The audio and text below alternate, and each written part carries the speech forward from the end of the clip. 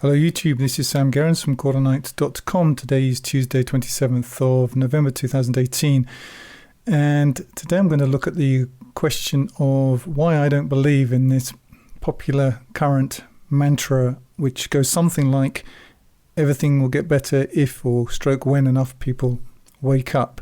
A quick caveat: if you've come to this video because of the title, you don't know me or my work. In short, what I generally look at is the book known as the Quran, not on the basis of the religion or religions such as known as Islam, but on the basis of the Quran's own internal contents, mechanisms, and so on and so forth. So that's what I generally talk about. But here I'm going to talk about why I don't believe in the when enough people wake up mantra. Now, this isn't going to be popular because if you are from the what I would call the truther movement and so on, a lot of which attracts and retains some really decent people. There are some great people out there doing their best, and they're applying a sort of human logic to what seems to be and actually probably is to some extent an insoluble problem. There are people out there who are doing their best, but what it really is, in my opinion, it's really just living under a bridge, shouting at the passing cars to a great extent. And the question is, for me always, is what does success look like, and what is the potential for success? Now, the idea that enough people wake up, you see, this is sort of the bastard love child of democracy. The idea is that more people agreeing with each other makes something in some way more true. The whole of the internet and the sort of social media space implicitly kind of confirms this or feeds into this. The more likes you get, the more people who follow you, the more people who go yay, the more true it is. Now, again, I understand that there are a lot of well-meaning and decent people who are using this, but I don't believe in it. I don't believe that it matters how many people wake up. I don't believe that it's going to make the slightest difference. And this isn't negativity. This isn't me sort of being down on things. I'm being a realist. I look at people at what they really are and work on that basis. Now, most people are followers. They're not risk takers. They're not going to risk their livelihoods and their reputations and all of this stuff. They're not going to do it, and they're probably right not to. I think that probably the way that it works is that in any society there's only going to be a certain number of people who are the mavericks and the sort of were the pioneers of actual change. Most people are not going to be like that, and that's probably for the best. If most people were like that, I don't think everything would work. Who's going to operate the trams? Who's going to do these kind of jobs that need to be done every day that you don't need? In fact, you shouldn't be a philosopher to do these things because everything would just break down. I don't know how this works, but imagine if everybody was a Nietzsche. How easy would it be to get across town using public transport? So most people are followers. They are not leaders. They're not original. They're not mavericks, and that's not a criticism. It's just an observation of how things really are. They wait to see how things are, and then they go with that. And you can see it. This normalcy bias is present in our society. It's been abused now by the rulers who have, this very small number of people who really do rule things because they've studied us and they know how all this works. But if you read any history, even mainstream history of any kind, at the moment I just happen to be reading a book on Hannibal. So it's the Punic Wars with the Romans. As Hannibal was marching up and down through Italy, various towns, cities were joining him and then saying they weren't and had anything to do with him, and then siding with the Romans, waiting to see which way things were going to go. And that's completely understandable. They've got their their livelihoods, their families, and so on and so forth. Not everyone is going to take these mad risks, and yet sometimes you are forced to by circumstance. But generally speaking, people won't do it until their hand is forced. They just won't. So that's one reason why I don't believe in the if or when enough people wake up thing. See, being awake in this sense of understanding who is doing what to you, it doesn't really matter. I believe that the ruling elite is a very, very small number. It's 0.00001% of the population. And these are intergenerational rulers. And they're there. They understand how ruling works. And it works according to a series of recipes. And they don't care that 1 or 2% of the population is quote unquote awake, because they control the context. It won't make any difference. They're also very adept at seeming to lose. I'll give you some examples when the ruling elite seemed to lose. India with Gandhi. They made Gandhi into this great big superhero. Gandhi was used, in my opinion, to move India from open rule by the banking system to covert rule by the banking system. But they needed a good story for the masses to make it look plausible. Same in America, with Cornwallis being defeated and the end of, supposedly the British were kicked out of America. These are stories, these are narratives. They have to look convincing, but these people are very used to seeming to lose. And to us, because we think in a linear form, we can't see this. Excuse me. Now, you have, as it were, for example, the so-called terrorists and ISIS and all these people supposedly fighting against the system. I mean, think about it. I'm not a military leader, okay? I've never been in an army. But I can see that these types of wars are idiotic. If you really wanted to bring them down, fighting on an open field, using up all of the weapons that they're providing and so on, it's ridiculous. If you were really serious about it, you'd set up 10 separate little cells which didn't communicate with each other, which weren't able to even under torture to betray the leadership, and you'd send them out there, and on a given day you'd kidnap the 10 children from the top real rulers of the world and hold them to ransom, and then guess what? You'd really get some action then. But they don't do that. They fight these silly wars, these wars which quite obviously are financed by and wanted by the ruling elite. So all of that is nonsense too, along with, in my opinion, and I'm not saying the people behind this are, I don't like the word shills, they're not that. A lot of them are very sincere people, the people who are out there doing their best, but they've been trained. I'm talking now about the Truth movement. They've been schooled, as was I, as were we all, in the Prussian school, this idea, this very linear obedience orientated method of education. So they are trained. We were all trained in this idea that enough people agreeing with you makes it right. And if anybody knows that the majority is always wrong, it's the ruling elite. They know this for a fact. Their everyday experience confirms this fact to them.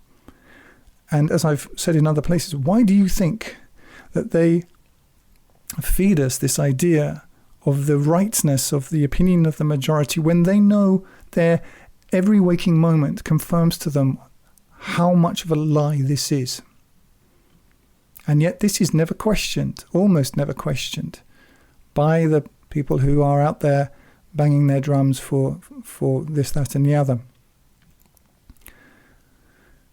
I'll give you another example. Nazi Germany. Now, whatever you feel about Nazi Germany, and I'm not a big supporter of Nazi Germany. Nazi Germany was fundamentally a religion with some esoteric background, but also, if you listen to Hitler's speeches, he's worshipping the German people. the Volk. This is what his fundamental faith is based around. And it's a form of idolatry, and I don't believe in idolatry. But leaving that all to one side, Germany at that time was trying to divest itself, trying to free itself really from this tyranny. And these were real Germans, okay? Not the new age, touchy-feely, let's all have a hug kind of Germans today. I'm talking about real Germans who prepared to sacrifice, who did sacrifice in their millions and lay down their lives and put themselves through real deprivations. They couldn't do it. They couldn't overthrow this tyranny. They couldn't do it. And yet we are encouraged to believe that a bunch of overweight, self-indulgent, solipsistic, uneducated, entertainment addicted, fast food addicted, sexually depraved, sexually spent, selfish children intellectually are going to wake up and overthrow this? Come on, you can't possibly believe that. Not logically. I don't believe it. I don't believe it for a second, because I see what is. I see what actually is. Not what I'd like to see, but what there is there. Now, another reason that I don't believe it, excuse me, is all of these people talking about how wonderful it would be, and everyone, when enough people wake up, it irritates me now. I hear it over and over and over again, and it comes from really intelligent people who've worked out the problem and their solution. You go through this, you listen to these very intelligent, well-meaning, let's be charitable, well-meaning people, and the solution is always the same: when enough people wake up. It's never happened in history.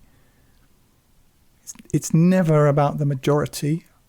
And I'll explain why I know that this is a fallacy. Let's say the price of overthrowing the New World Order, of ushering in an era of total peace, okay? Let's say the entire price of that for each of these,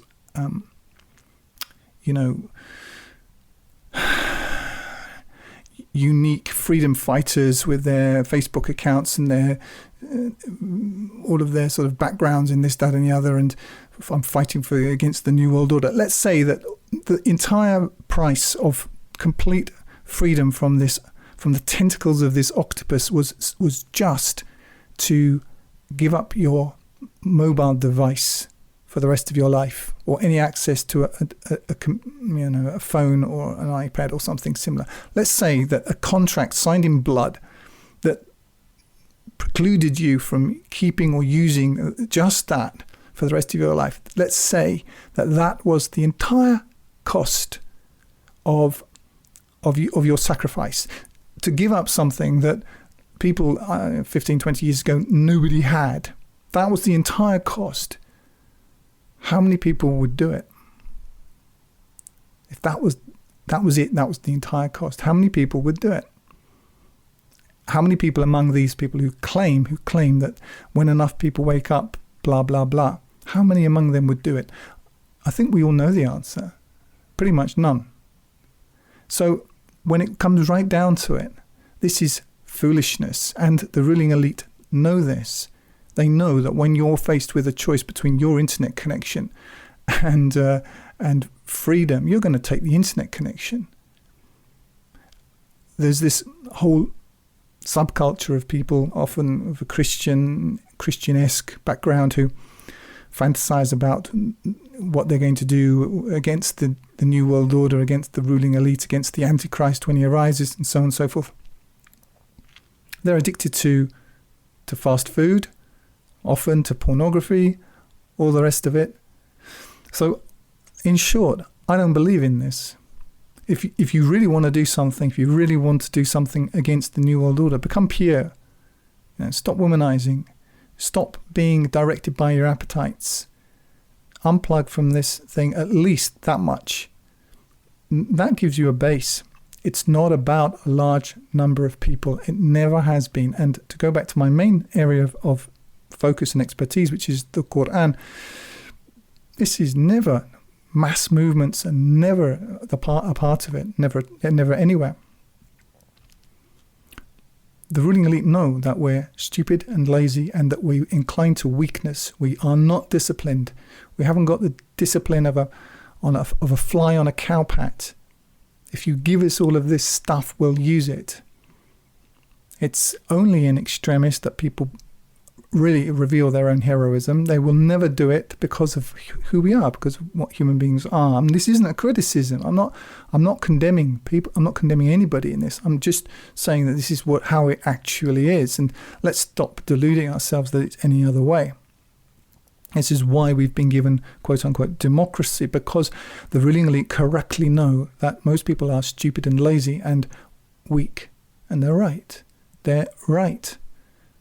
And that the most people want to be a part of a group. They want to feel normal, safe, loved, and protected.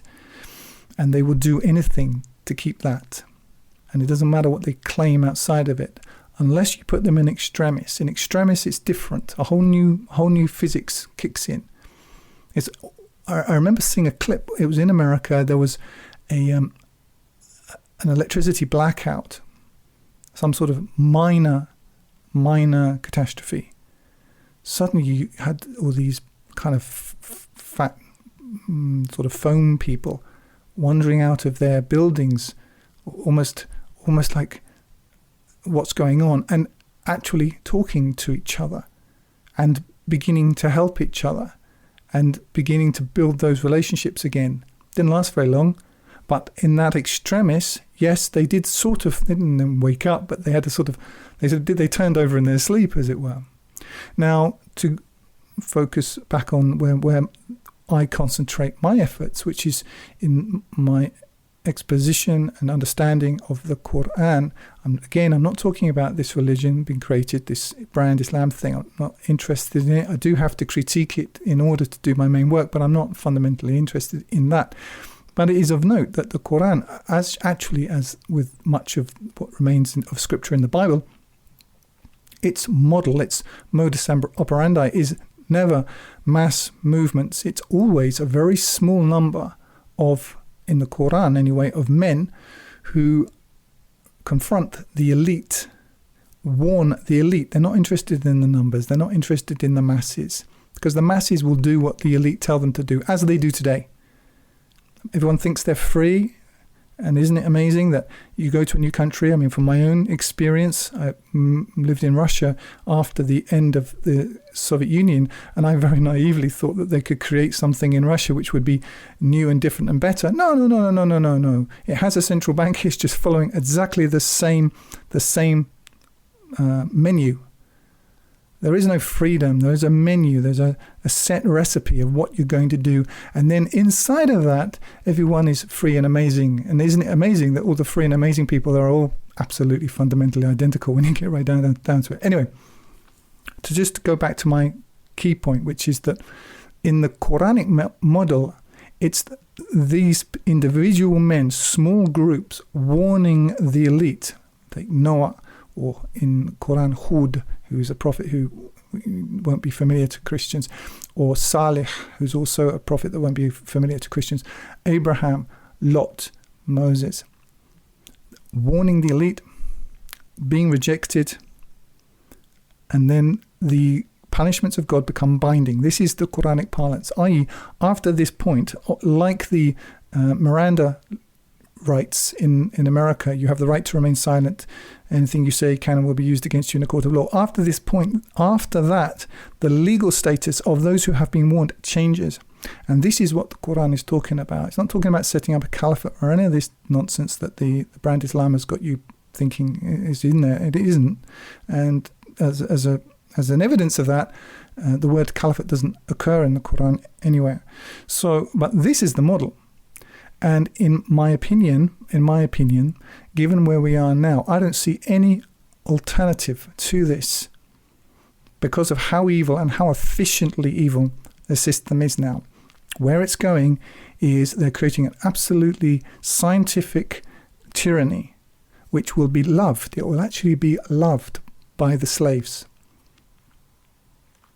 They will not only not want to leave this prison, they'll fight to get in. But you will lose your soul within it. And if I could see any way out,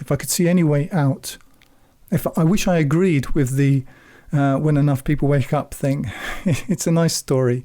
It's a nice story. But unfortunately, that's all it is. It's just a lie. It isn't true. And I think deep down, if you just hold on to my mobile phone example, you'll know that it's not true.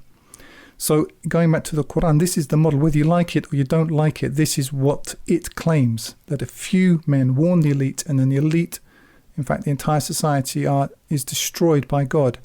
And I know it's horrific. And if that doesn't frighten you, it's because you probably, you haven't really thought about it enough. If you don't find it terrifying, then you haven't really grasped it. It is terrifying, and I don't like it. And I wish there was some other way. But the ruling elite are not at the top of this because they're stupid and lazy. They're very, very smart, and they're right. In their analysis, they're right. However, it says in the Quran that they plan and God plans, and God is the best of planners.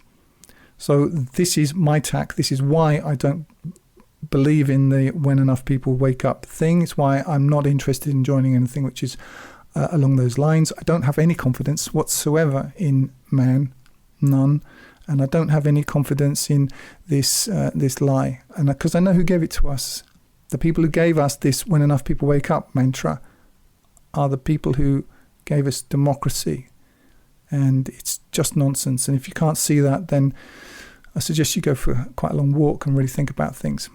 Anyway, that's all for now. If you're listening on YouTube, you can download my full translation of the Quran free using the button in the top right hand corner, or buy the hard copy there at 10% less than on Amazon. I also encourage you to sign up for the Quranite Plus newsletter on the site to get occasional micro updates.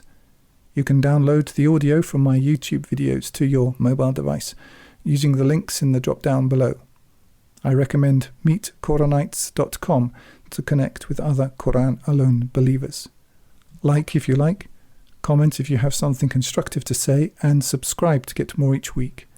And use the link in the drop down below to donate if you would like to help me keep doing this. And remember, this life is short, eternity is long. If you want good trees, plant good seeds.